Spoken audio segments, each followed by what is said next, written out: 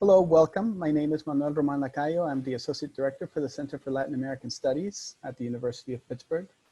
It is my pleasure to have among us in presenting the call of the Sirirí, Birds, Humans, and Sound in Post-Agreement Colombia, Dr. Juan Fernando Velázquez, who is a postdoctoral scholar at the Michigan Society of Fellows, and he's an assistant professor in the Department of Musicology in the School of Music, Theater, and Dance at the University of Michigan in Ann Arbor.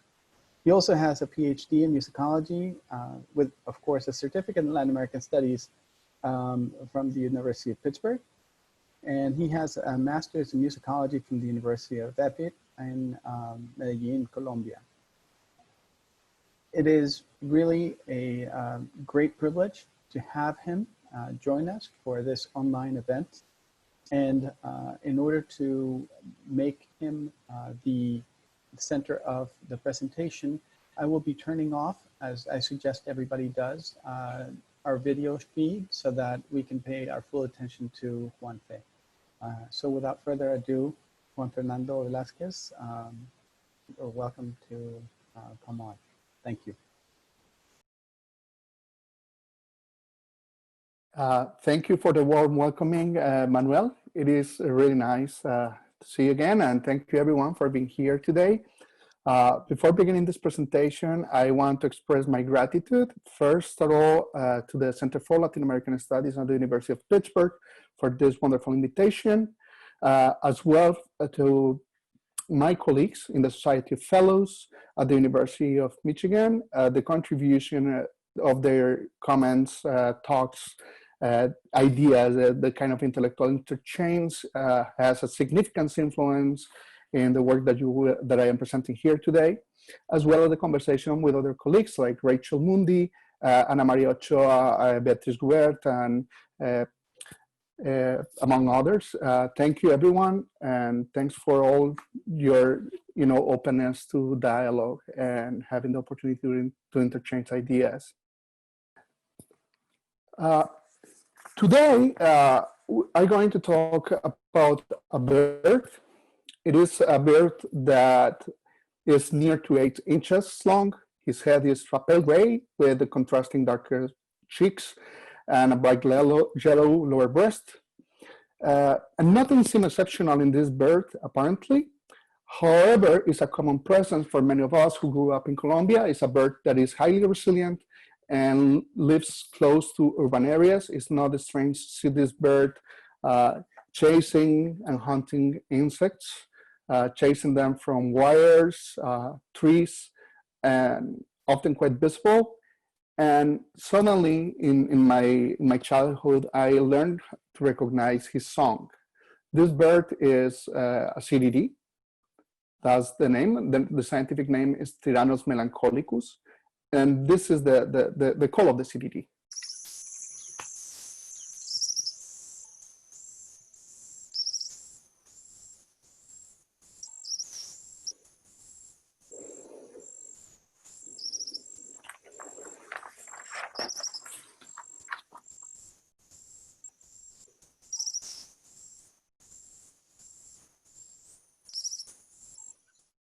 The call of the Sirirí was a keynote sound in the city where I was growing for several reasons. But one of these reasons is a quite singular characteristic of the behavior of this bird.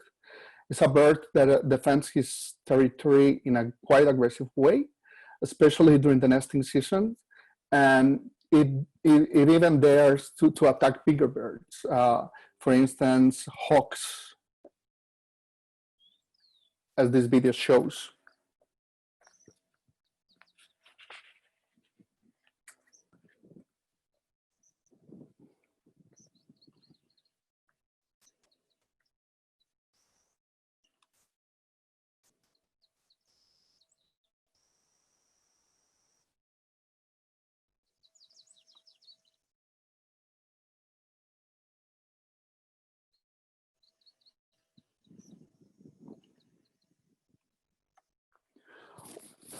Watching several times this behavior, the Sirirí becomes an interesting part of the soundscape as well as the landscape. It also calls your attention, and at some extent is a part of the memory that you carry on your childhood. And probably it's an experience that many Colombians have, and it's an experience that also is transmitted to the cultural field in different ways that we're going to discuss today. However, after several years in the US, the Sirirí was basically a faded memory. It wasn't in my mind, or I thought that it wasn't, until I listened one piece by the composer and sound artist Ana Maria Romano. The piece is El Suelo Desde el Viento. We're going to listen to that piece later. Romano is probably one of the most influential sonic artists in Colombia today. She teaches in an institution in higher education institution in Bogota, but also she is director of the festival in Tiempo Real, which is one of the main festivals that convokes sonic artists from Latin America, and it's a prominent figure. And then in this piece, I listened the Sirirí call again. What is amazing about that is that it's not a sound that is relevant, but for some reason it removed a lot of these memories of my childhood in Colombia. Those afternoons, looking this little bird attacking other birds that they enter to their territory, as well as a series of connotations, cultural connotations. Days later, a friend sent me a video in the middle of the strike, the national strike on December, and I received a video of the song by Edson Velandia called El Cli-Cli-Clí de Paro. It was a song that my friend and I associate with this connotation, this cultural connotation of the Sirirí as a symbol of resistance and as a symbol of persistence. What is interesting, as we will notice later, is that Velandia, when Velandia was creating this song, the bird wasn't directly on his mind. However, the symbolic representation of the call as a symbol of resistance was.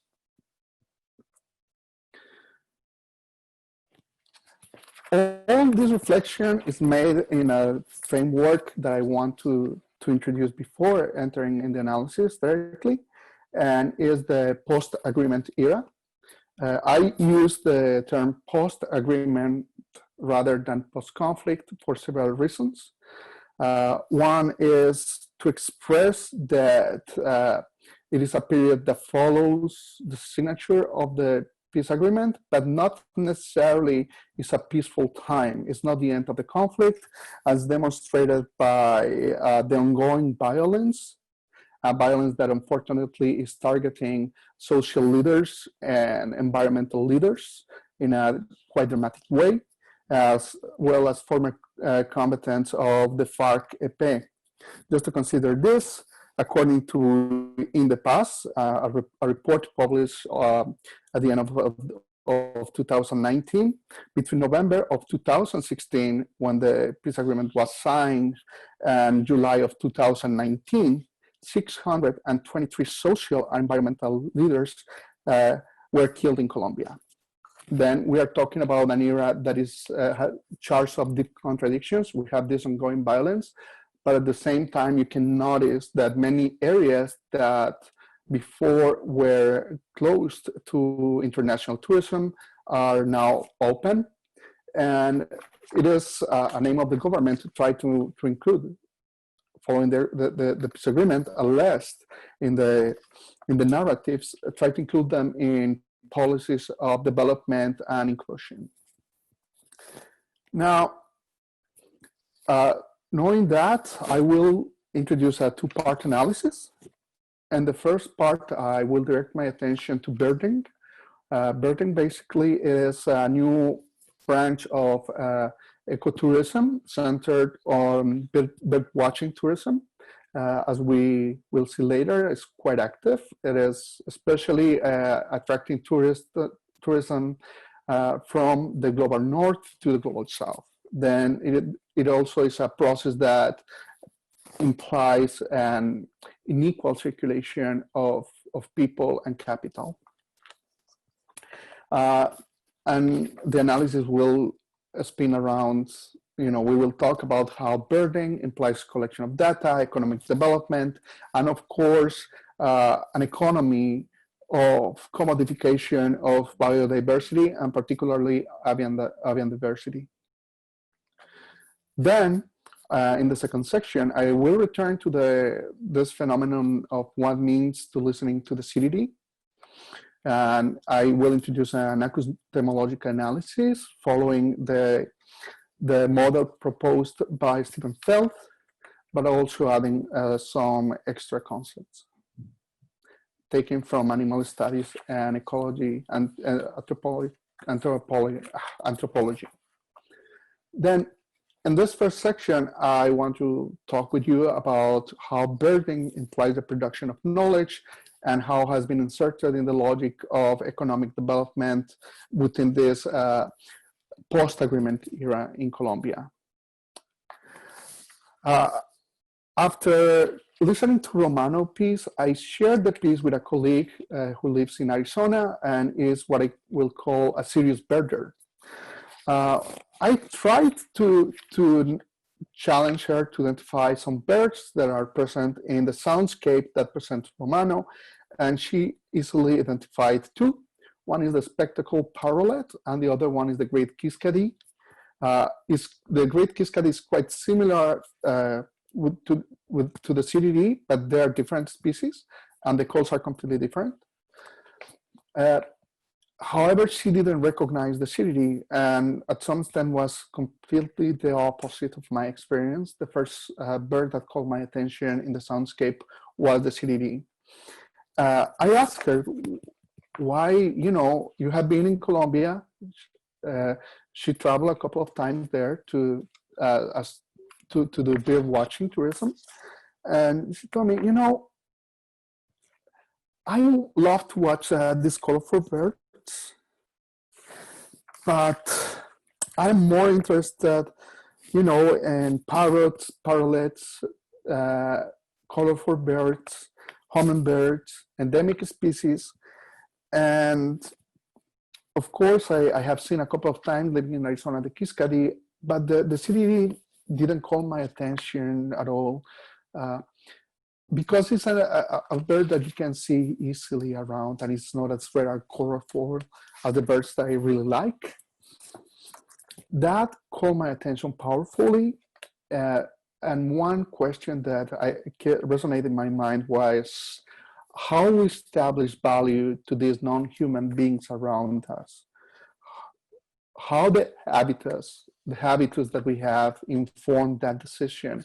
How the relationship that we have informs that decision, how we construct the relation with these non-human beings around us based on familiarity or resilience. Basically, my friend was what I will call an American birder. Is also a model of birding and a consumer for this industry that I mentioned before, avitourism.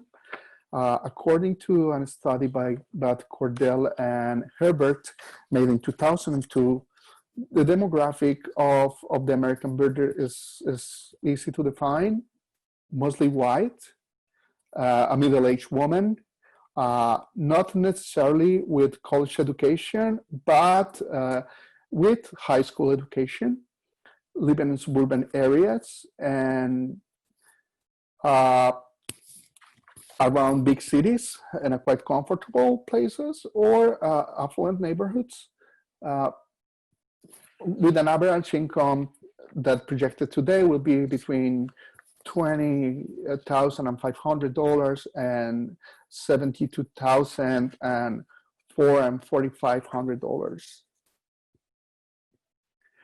However, when I started to search the programs and the avitourism activities promoted in Colombia during the post-agreement era, I increasingly found that many activities are not necessarily targeting that audience.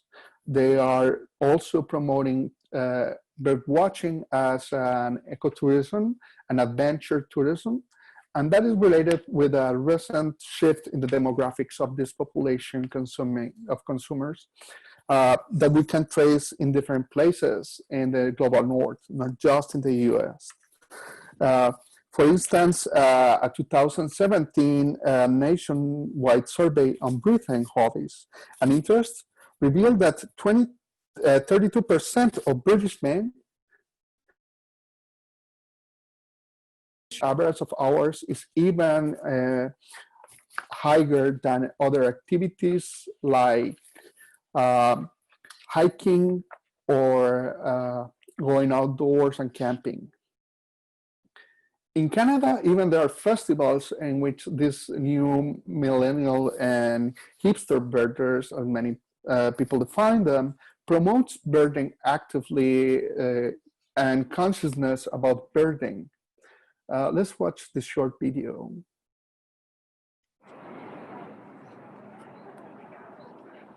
I started out when I was a little kid, so it was for fun, of course, and it still is fun, but one of my big goals is to raise conservation awareness for species that are vulnerable, such as the bearded vulture and the Philippine eagle, which is critically endangered. Okay, good. Bye. The event has barely started and we're already having an amazing time. I couldn't be happier that we're actually able to participate in this specific way. It's amazing to see everybody's reaction to you. We have a crowd here already just standing here as we do an interview. Obviously, it reaches out to people. People love interacting with things like a mascot or a costume. Then we can notice here some characteristics of this population that I'm going to underline later. But one of that characteristic is definitely they are really interested into seeing and listen to endangered species and rare species. And that means that many of these species live in the global south, and particularly in areas that are considered as pristine natural areas. In addition to that, there is a whole movement involving birders and birders as helpers of ornithologists and scientists studying environmental issues as well as birds. Probably one of the most successful platforms doing that and gathering this data is eBird. eBird was developed in 2002 by the Cornell Lab of Ornithology, as well working together with the Audubon National Society. It is an app that you can download in your phone, and when you are watching birds, even if you are just walking around, you can take pictures, videos, or audios.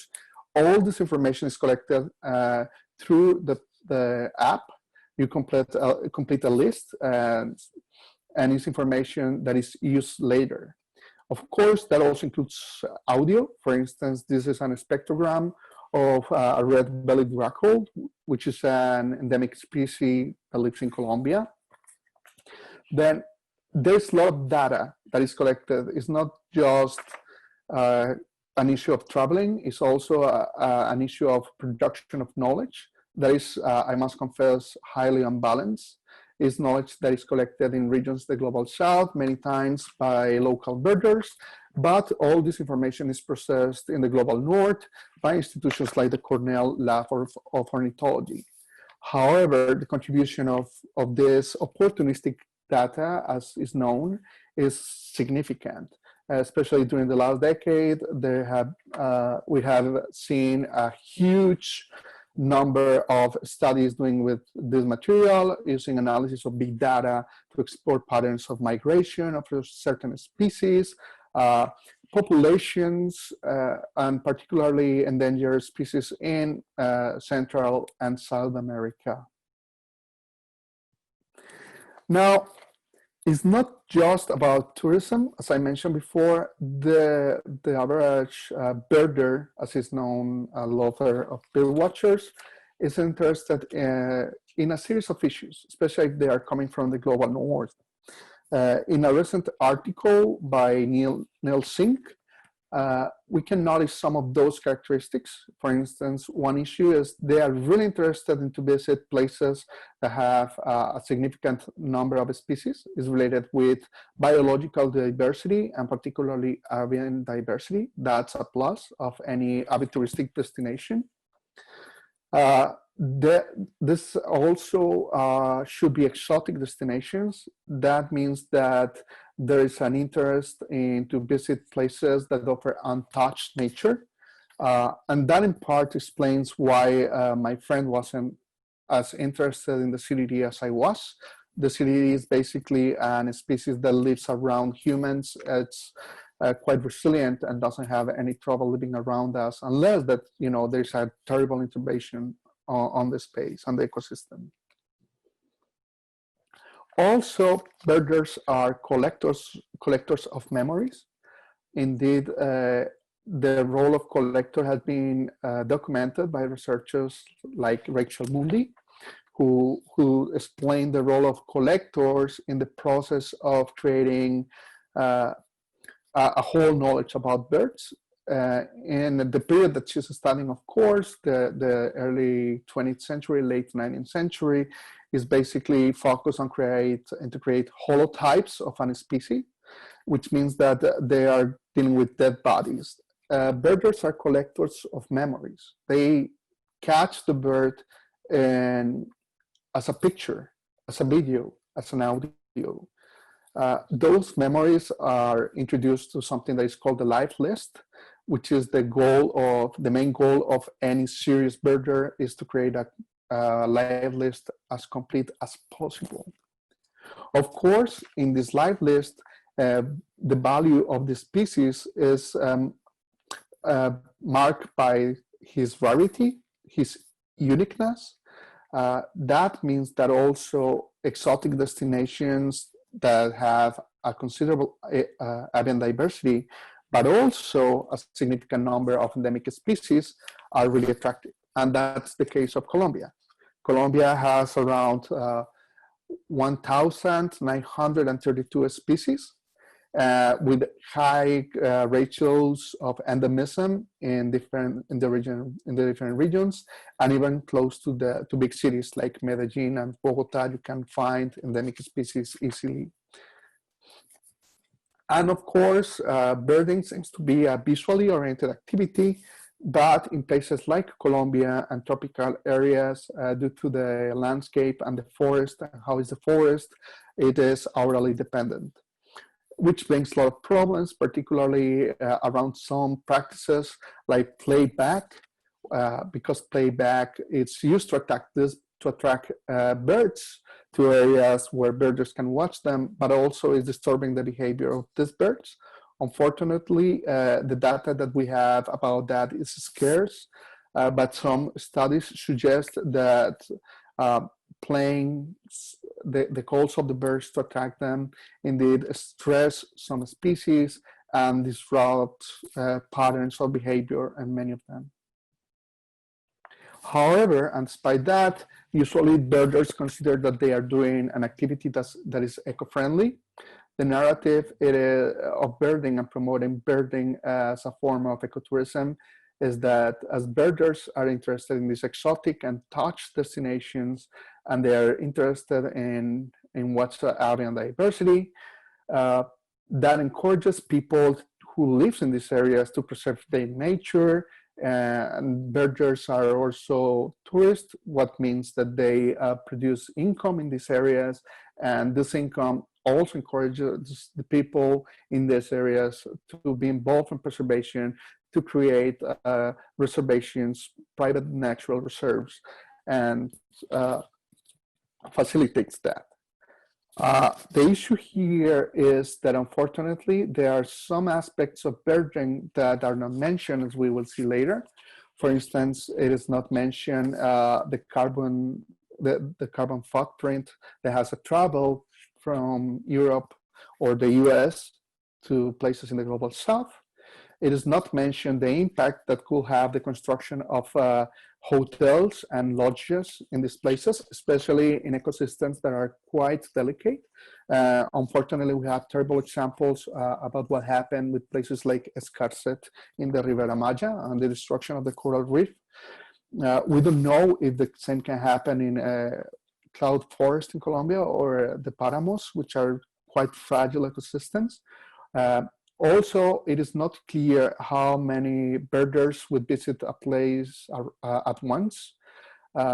Massive ecotourism can be really, really dangerous and can have a really harmful impact in these areas, as demonstrated by the destruction of places like the bays used in the film The Beach in Thailand. Then are issues that we should consider.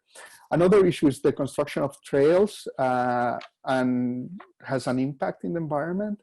And in some cases, some practices to attract local birds, as the use of playback that I mentioned before, and the use of and the construction of feeding areas also has an impact in these populations that it is not well known yet, but for sure there's an impact. Then there's a dark side of all this activity that is there, and we should consider. Now, despite all these issues, the Colombian Ministry of Commerce, Industry, and Tourism is really interested. They have been really involved in the creation and promotion of Colombia as a main destination for this form of tourism, for avitourism. And they made a series of studies supported by US aid and the National Audubon Society. They calculate that if birding succeeds in the frame of the post-agreement era, it will generate a significant income. We are talking about in a period of time of a decade, more than 100,000 visitors, between 100,000 and 200,000, generating an approximate income of $47 million annually. The calculation is 7,500 new jobs. However, if these jobs are really impacting local communities, it's an issue that we still need to consider. And the model that the government has been implementing with this is a series of alliances through the ministry, basically promoting Colombia as a destination. At this point, they have 35 certified operators. These operators range from the Audubon Society, which is huge, to local touristic companies, as well as little business led by local people. However, around the 85% of all these businesses are owned by people that is not living in the areas affected by the conflict. Is basically people living in cities that has a guide, a bilingual guide, in many cases biologists, who travel to those areas and have some contact with locals. Then also the distribution of this income is not clear if it is evenly distributed at this point, unfortunately. However, for Colombia, still are quite attractive to models, and is the models that are inspiring this model of avitouristic entrepreneurship in Colombia. One is Rwanda. In Rwanda today, the mountain gorillas tourism, it's the largest foreign exchange earner in the frame of the post-conflict in Rwanda. And in Peru, the number of birdwatching tourists doubled, grew twice from 2012 to 2013, and produced an annual income over $8 million per year. A way in which Colombia is promoting this is also participating actively on eBird. The Colombian government is aware that eBird is a community that reach a global scope, and eBirders usually choose their destinations based on the number of species registered in a particular location. The way in which Colombia has been doing that during the last years has been participating in what is known as the Global Big Day. The Global Big Day is a day of bird watching. It's a kind of World Cup logic. It's divided on local national teams, and the teams that register the higher number of species is the winner. In the last 3 years, in 2017, 18, and 19, Colombia has been the winner in both in number of checklists completed as well as in number of species registered. We can notice that there is a growth even in the number of species, and that is promoting the country as a hot spot, as they call themselves, destination.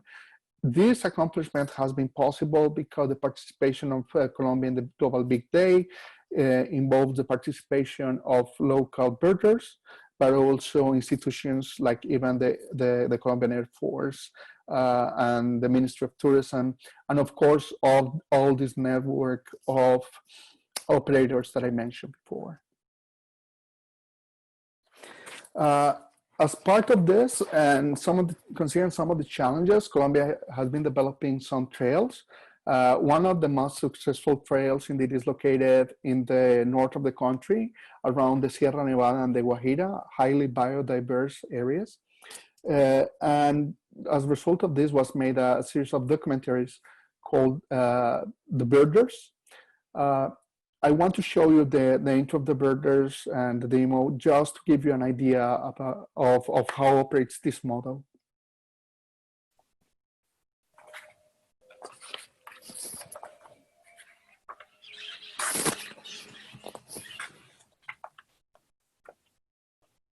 Being a bird guide in Colombia is absolutely crazy.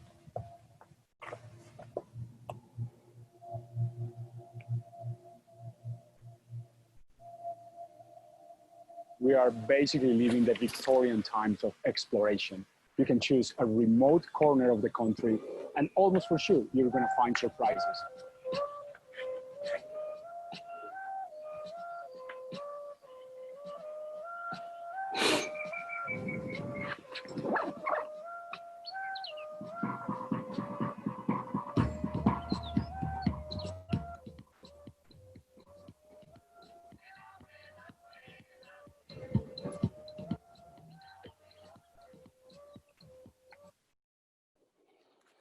And as we can notice here, it is still this notion that biodiversity is a commodity.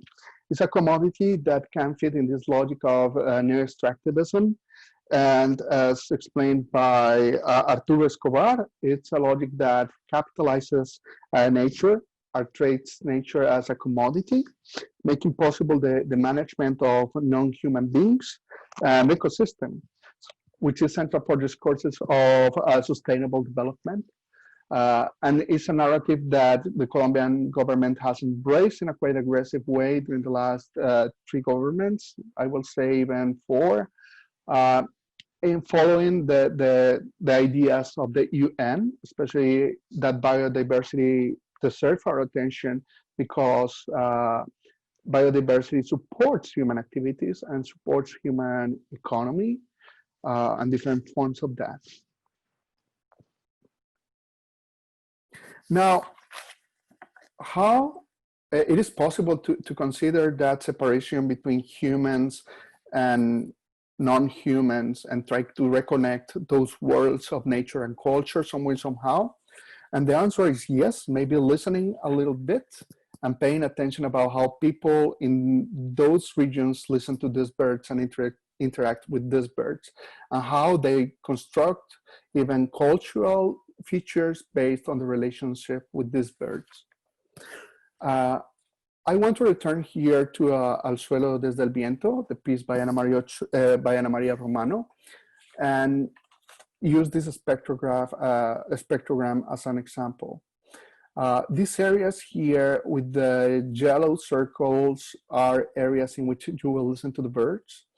As you can notice, those sounds of birds are connecting different layers of sounds that are superimposed, electroacoustic sounds. And then the call of the birds becomes a structural feature connecting all these different sonic interventions that that the author, the artist is making. Let's listen to it a little bit.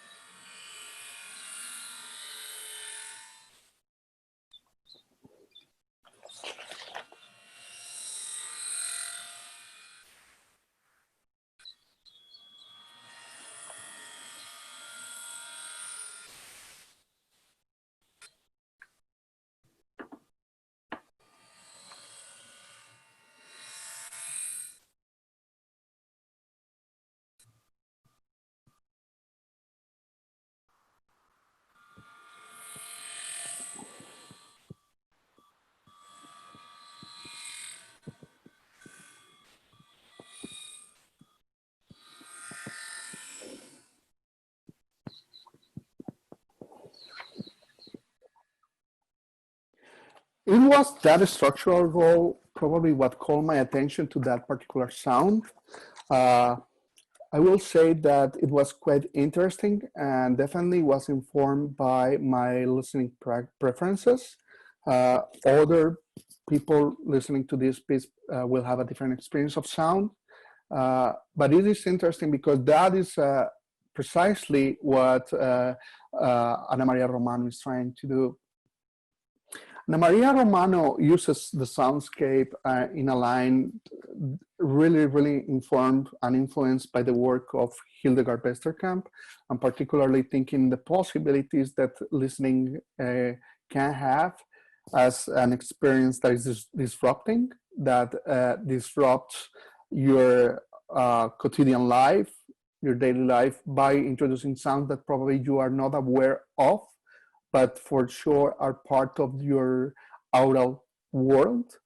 And by doing that, it is showing a series of relations between humans and non-humans that invite us to consider natural, social, and cultural factors that affect how we construct that experience of listening.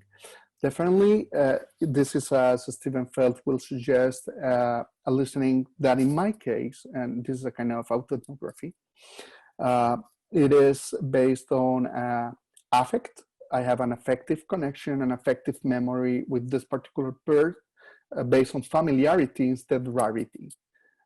Then that connection shows a particular relation between that non-human being and this human being. However, what happens when you project that to the sphere of the collective experience, not just a listening that is based in a subjective, in an individual preference? In this case appears this Cli-Cli-Clí de Paro. This song was a song that Edson Velandia, an artist known in Colombia for his political positions and use of carranga music, traditional music from Santander and Boyacá, to protest and make us a critique of the political issues and social issues happening. Made in the middle of the national strike that started as a protest against some politics of the government that unfortunately led to a quite violent repression after some vandalic acts in some cities. And as a result, in several cities was declared curfew on the night of the strike. The result was quite interesting. People was trying to take control over the protest and expressing that this is a peaceful protest and we need to be listened by the government. And many people suddenly did something known as a cacerolazo, which was basically that everyone was hitting their pants through the windows and making noise. I will say a quite eloquent use of noise and making noise in order to be listened by an authority that seems to be far and disconnected with the reality of the people protesting. What is interesting is that the son of Velandia connected this notion of protest with another quite powerful symbolic representation of the Sirirí, and is the Sirirí as a symbol of resistance. As we can notice in the introduction here, starts with a rhythmic cell of basically 3/8, pa pa pa, and even has an accent in the last 8, and that is later imitated by the pans. Let's listen a little bit of that. Amorcito, yo te quiero, esto vos lo tienes claro. Nos pillamos en la clase, nos flechamos en el paro. Cli, cli, cli, cli, cli, cli. Qué bueno. Cli-Cli-Clí is the name that that this bird receives in Santander and Boyacá, indeed. And you will notice some similarities in these names. Cli-Cli-Clí, Sirirí, Viente Fue are that rhythmic cell ta ta ta is there because the names are basically onomatopoeias of the call of this bird. Then it's an oral representation of that. What is interesting about that is what I interviewed Edson Velandia about this song. He wasn't aware of that relation with the bird. Basically, he said the following words. Here in Santander and Boyacá, two underground departments in northwest Colombia, the term Sirirí refers to an annoying person. It's a term so ingrained in the local popular culture that I decided to use it to encourage the people to join the march while giving to the song the charm that provides the use of a colloquial expression used in our daily lives. Besides, the idea of the song was to put a Sirirí. This is to annoy the Colombian government. However, I just learned recently that the Sirirí is a bird that lives in this region and fully understands the origin of this term. Indeed, the relationship between the Sirirí and the humans here and the use of the Sirirí as a symbol of annoying perseverance is a result of the behavior that I show at the beginning of this presentation. As this bird doesn't fear bigger birds that enter to their territory and they attack them relentlessly, it seems like a fragile bird can be a perfect symbol of resistance because it's perseverant in the defense of this territory. And it's related with many issues that are happening now in Colombia in the perspective of the post-agreement. Indeed, what is interesting here is that it's so ingrained as a symbol and sonically is so ingrained in Colombian culture in these regions, which is not an indigenous culture, which is where usually developed the idea of epistemology. It is a mestizo, it's a rural or semi-rural and even urban communities, then it's quite different. And the Sirirí then became a symbol of resistance among some movements of victims. A poster child of this is Fabiola Lalinde and the Operation Sirirí, like the Operation Sirirí. We can see her here with the Sirirí holding. Well, Ms. Lalinde lost her son Fernando in 1984. He was a student of sociology in the Universidad de Antioquia, but also was a militant of the guerrilla.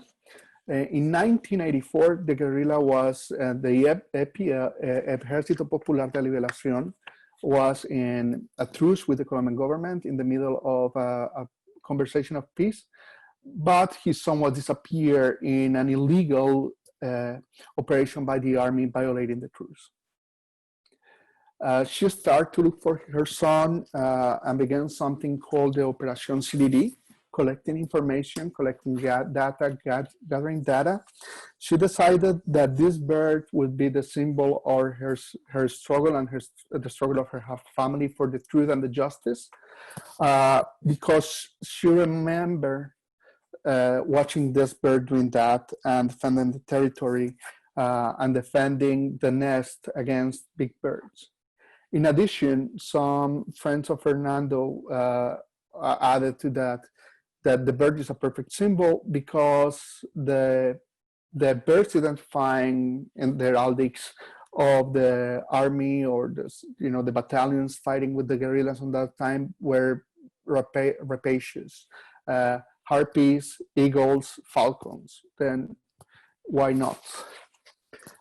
This is amazing. It was an amazing accomplishment. During 30 years, they collected press clippings, photographs, witness accounts, and finally, they won the recognition of the responsibility by the Colombian government. The first step was in 1988, when the Inter-American Commission of Human Rights of the OIS found guilty the Colombian government, and it took until 2013 when finally the government accepted the responsibility, especially due to the new environment around, challenging this past and facing this past, which unfortunately has been under scrutiny and probably changing for the worst under the actual political environment in the country. Now, what we have here is that the Sirirí then is not just a bird. It is quite different from an entrance in a live list that could have a birder on his mind. For many Colombians, the Sirirí or Cli-Cli-Clí is what Philippe de Scola defines as a totem.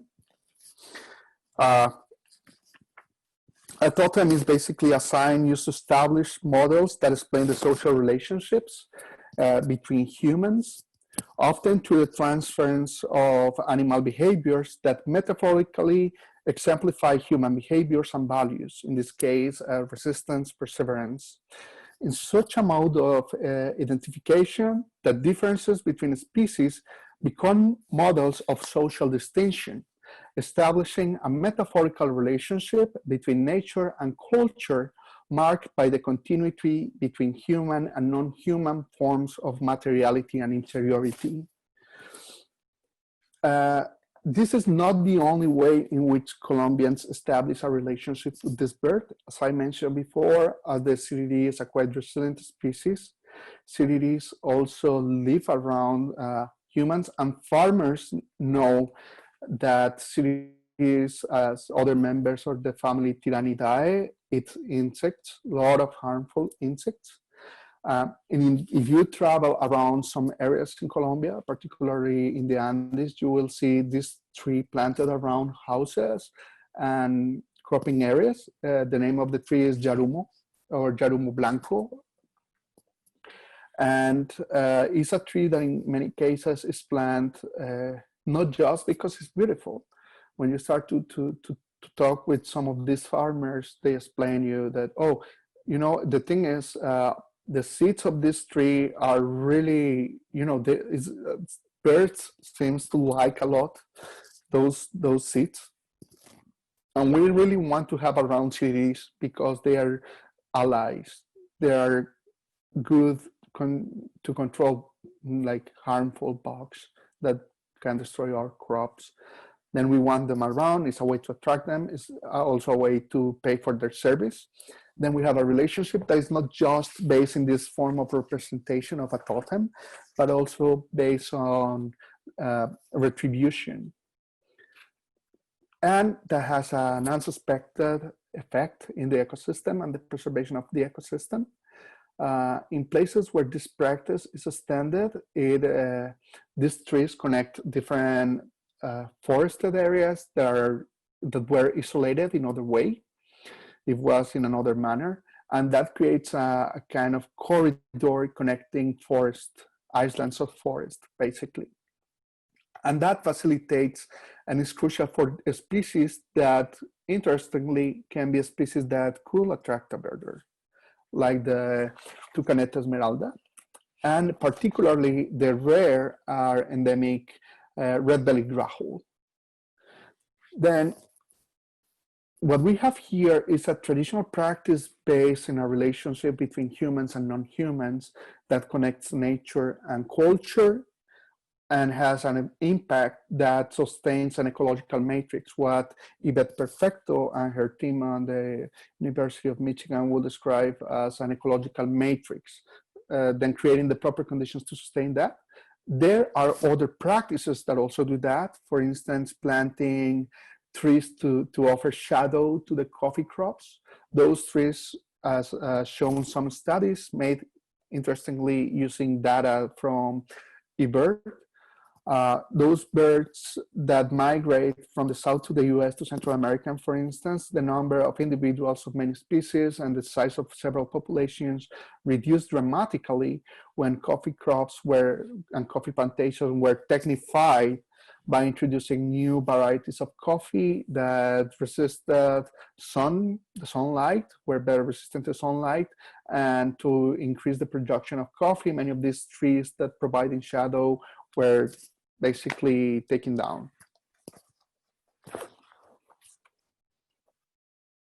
Then I want to finish with this short conclusion and this short reflection, and is how space and human and non-humans can be connected.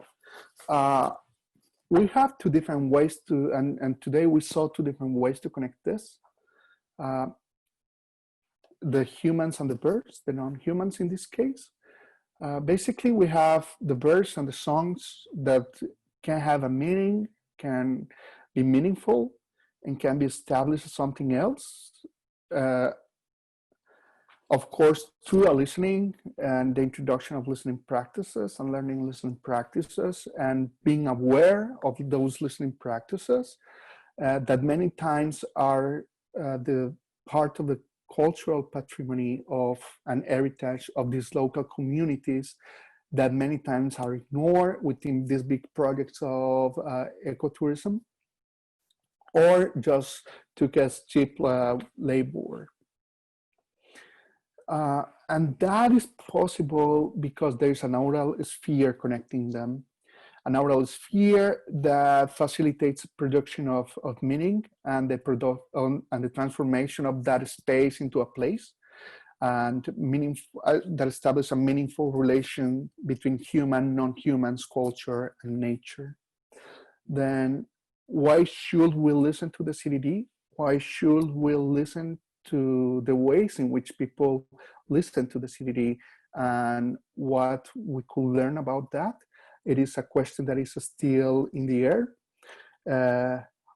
It's still in the air how we can be more critical about the possibilities of the commodification of biodiversity and the commodification of local cultures within the frame of the post-agreement, and who are distributed those benefits, and if those benefits are really meaning the same, and the notion of progress that those benefits are introducing and development are indeed the same that are interested in which the communities are interested. Then yes, that's basically my short talk for today. Thank you so much. If we have some time to a conversation of questions, those will be welcome. Thank you, Juanfe. That was great. And so I think that for some of you, you might be on mute automatically by design. But please be sure to also share your questions or observations on the group chat piece that you should have on your right side, on the right side of your screen, depending on the platform that you're using. Let me make an observation, if I may. One of the things that struck me was how, you know, you make this connection between, you know, the song, the rhythm of the song, Cli-Cli-Clí, and Sirirí, and then the connection to how it is, you know, the Sirirí and those northern parts of Colombia are also known as sort of annoying. And you know, you made that connection, but then I'm wondering if there's something else to that rhythm that you might find cross-culturally.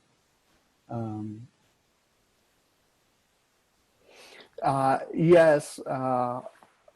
Okay. Yes. If I understood your question, Manuel, I think that what is happening here, it is quite interesting.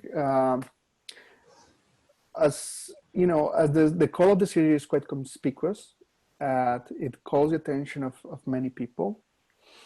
And it's part of the sonic memory of many Colombians because it is an issue of familiarity too. Yes, it's it's not based on rarity, as I explained later before. It's based on these relations of proximity between birds and humans, and this sense of proximity and presence.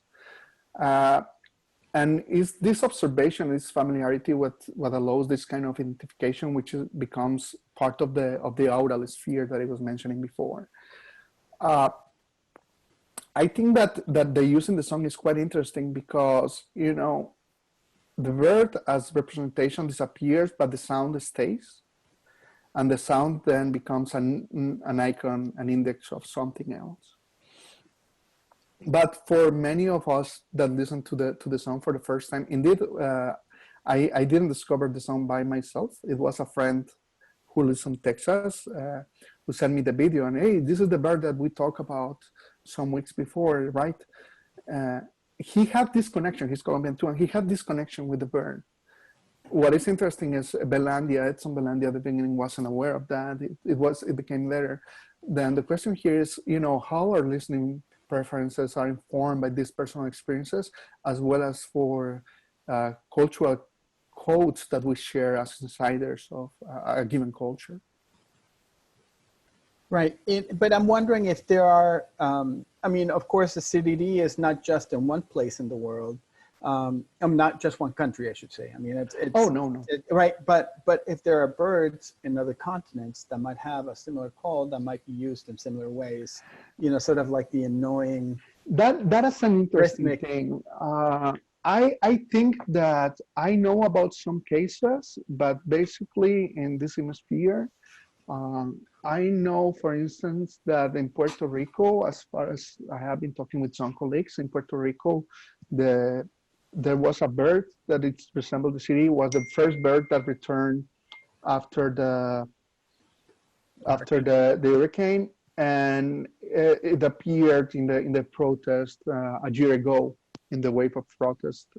Then it seems like, birds. The thing about birds is birds are conspicuous within the natural world because they are, they are colorful, they are attractive, they have a sonic persona, but also they are quite easy to watch, right?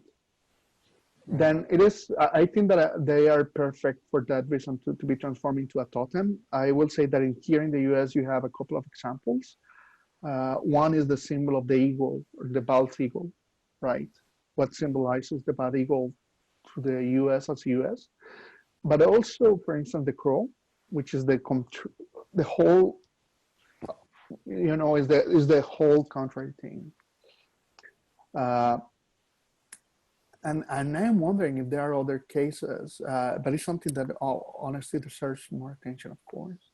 Yeah, and where I was going with the question, and by the way, everybody, I don't mean to monopolize the conversation with Juanfe. I just wanted to follow up on the first question, but where I was actually trying to get at is more along the lines of, the Sirirí, all these, as you say, conspicuous, is a conspicuous bird, but there are other conspicuous birds around the world that maybe, when you're new to the place, you find them charming. But if you're trying to do something, or if you're just in your routine in the field or at home and your window's open, then this the constant call, right? There's these birds that have a constant call, and it's rhythmic and it's very similar all the time, and it can get annoying, right? Because you can't control it. It's totally outside of your sphere, and whereas there are other birds that we might call more exotic, that are rare, and that we might seek out the song for, or the birds that maybe only sing in the morning at certain times, or only at certain times of the year, that we sort of idealize, and we have a different role for them. So I thought that was quite a nice analogy with the protest.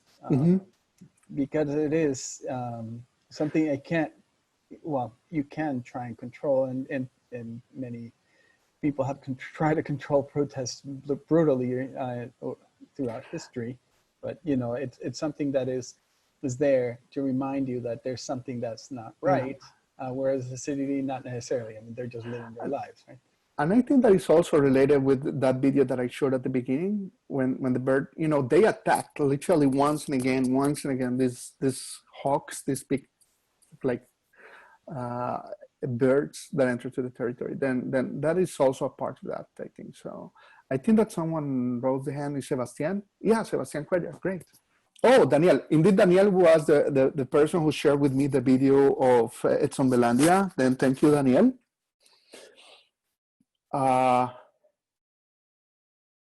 Okay, then that's an interesting question. Daniel is asking me if I am seeing this binary nature versus culture as dynamic or as a separate spheres. I think that they operate in different ways in each model. In avitourism, you have a commodification between the human and non-human world. It's a process of commodification connecting them. Then that separation is necessary, you know, in order to have this non-human world as a commodity that inserted in this logic of you know, economic activities and ecotourism.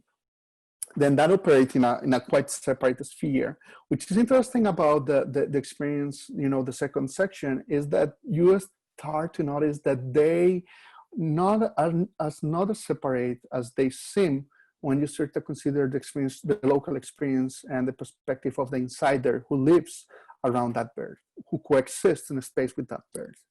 Then it is quite interesting to notice that there is a series of acoustic ensembles, just as you're mentioning, that are connecting these two spheres and are bridging that. And I think that is that, you know, it also shows why exists this difference between how we establish the value of non-living humans, and how this value changes from one species to another one, or a series of values that we add. Then that's something that we should consider. Okay, I have that Jason also had a commentary.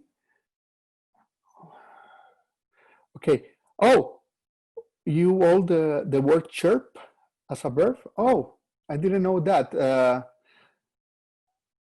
I would love to know more about that, Jason, about the chirp.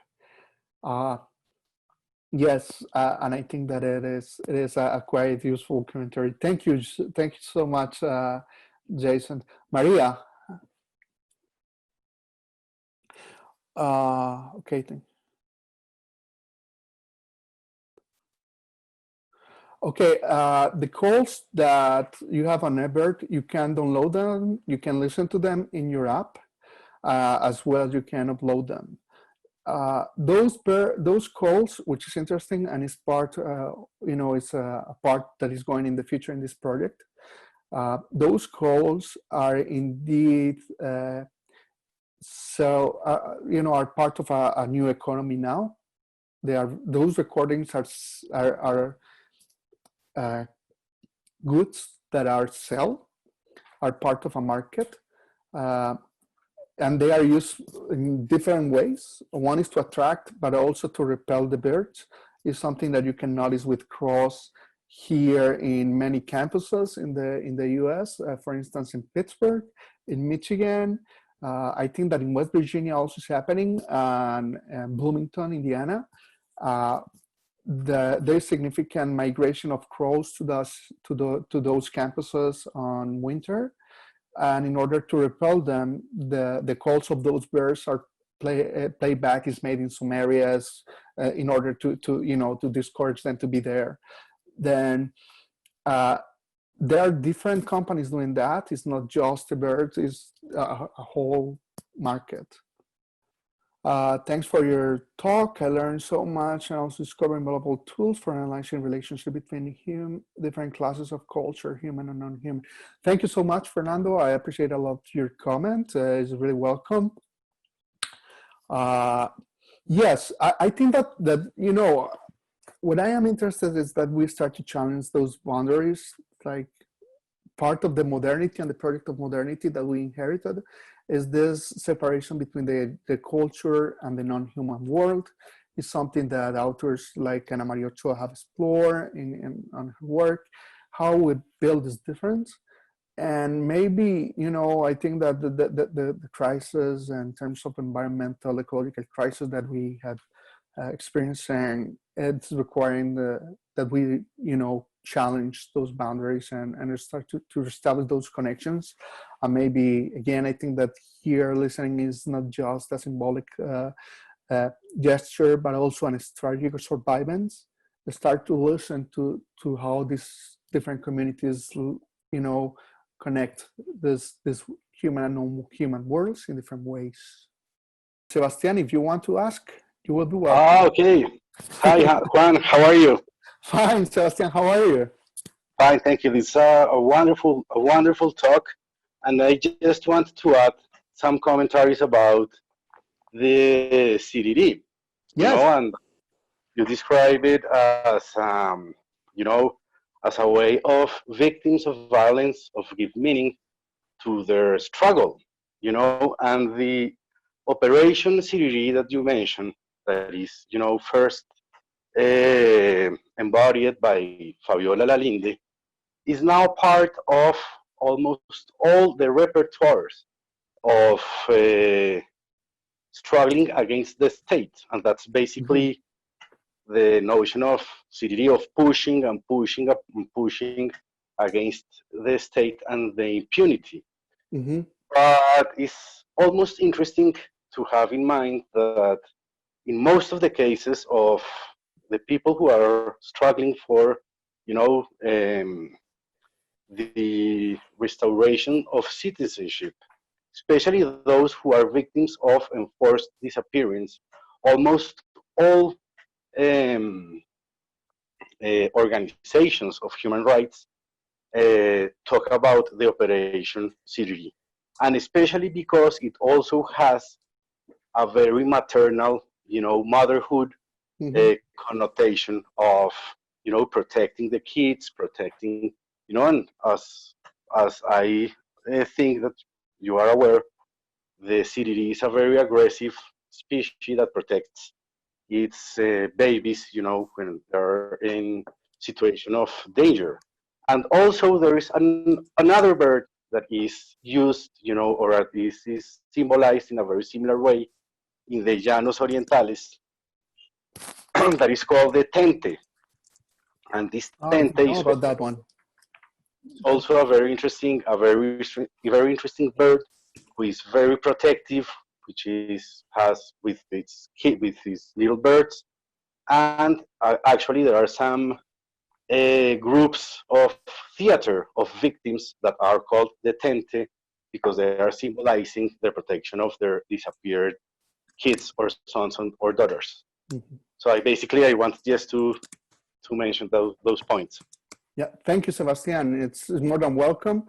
And indeed, I forgot to mention Sebastian at the beginning of this conversation. He was one of these colleagues that, you know, I met here in Pittsburgh, and he contributed a lot with his conversations to the development of this project that I presented today. Then thank you, Sebastian. Yes, and your contribution is more than welcome. Thank you. Hello. Hola. Can you hear me? Yes, Simon, I can hear you perfectly. Hello to everyone. I'm talking from Medellin, Colombia. Well, the question that I wrote on the chat, I think you answered a little bit when you were answering the question about human and culture and why we should, you think at this point we should listen to the CDD.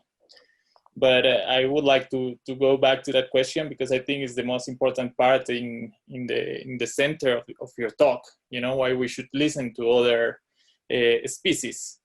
And I wanted to talk to because I have a bigger, I don't know how to put it, because when I have been working with this term human and non-human, and before that it was human and animals, then I found that it's still very binary, you know? Mhm. And I prefer nowadays to use the term human and other species. And I would like to know what is your opinion about that change on our language, because I saw that your talk was very, very cautious about the language in the post-agreement versus the post-conflict in the beginning of the talk. So I would like to know what do you think about the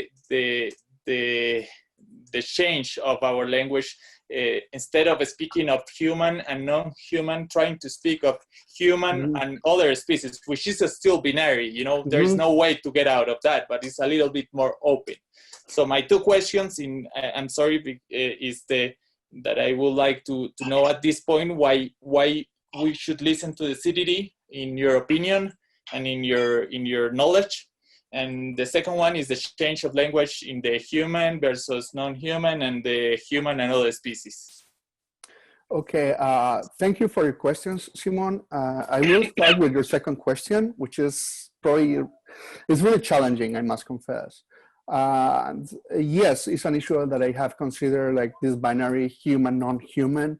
Indeed, I will rather do something that, you know, as much as I work in this project, I am starting to consider that I should try to do something as the Cogis, you know, the Caraba of the Sierra, that for them, the difference between animal and human is not that. For them, an animal is a human with a different, like, wearing a different clothes, basically.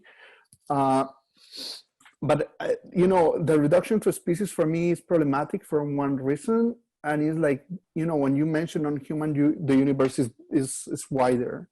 You know, non-human is not just living beings. You know, it's not just animals and plants, which is within the realm of species, but extends that to other things. And I think that those other things are also things that we should consider, you know, because are part of the ecosystem. Then what about the relationship with waters? And you know that, you know, look what happened with Ituango, for instance, all the discussion about the river and the Cauca River recently in Colombia. I know that Manuel Romano also knows a lot about this because he worked for a while in this kind of, you know, of environments about building dams. Then what happens with the water, for instance, right? How enters the water in this discussion if we reduce that just to species? Then what is that? That's why I'm trying to, you know, I know the binary is still there. I know that it's quite problematic, but at the same time, I am trying to, you know, to reconfigure that to be more inclusive. But I agree completely with you in that. Thank you. Yeah, no, it's fine. Do you want to add something, Simon? Well, I have think about that, or just to say humans, other species, and other entities. So we can include the other stuff that we don't think is alive. But I still agree with you. It's not that simple. It is quite difficult. I think that a smart move will should try to do what the people from the Sierra does. The problem is, you know, I'm still struggling how to translate that to this other universe, which is the you know, this analysis that we are doing. I like the word other though, because that includes me in a way. Yeah. I agree with you with that. Thank you for that, Simon. Thanks to you. It was a very interesting talk. And answering your first question regarding the, you know, why should we listen to the Sirirí? I think that is not just listen to the Sirirí, but also learn how other people learn to listen to the Sirirí.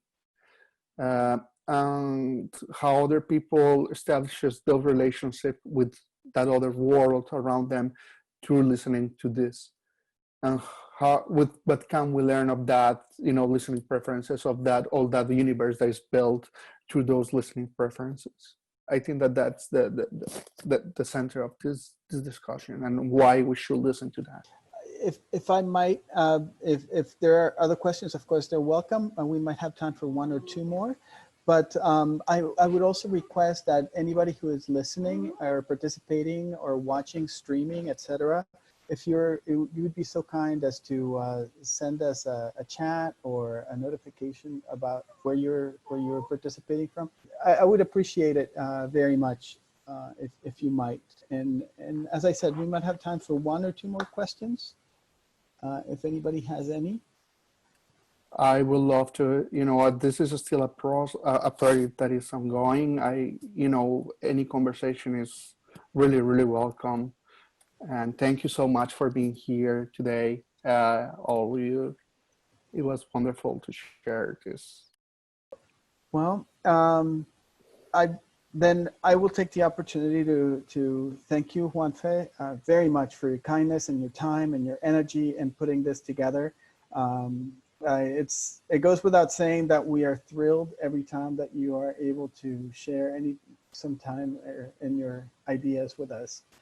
So it's really fortunate that we're also able to share them with our broader community, and especially when it's topics that are so important and that we might have more time to appreciate in these days when we can listen more to the song of the birds and nature around us. Before finishing, I want to thank again the Center for Latin American Studies and all the staff.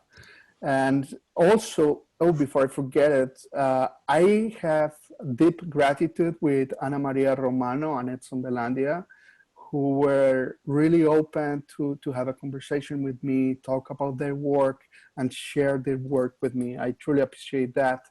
And thank you, you know, it won't be possible, all this that I presented today without their support. Then thanks to them too. Right. And well, thank you very much. I wish you all well. Everybody take care of yourselves, take care of each other. And until next time, I will say goodbye for now.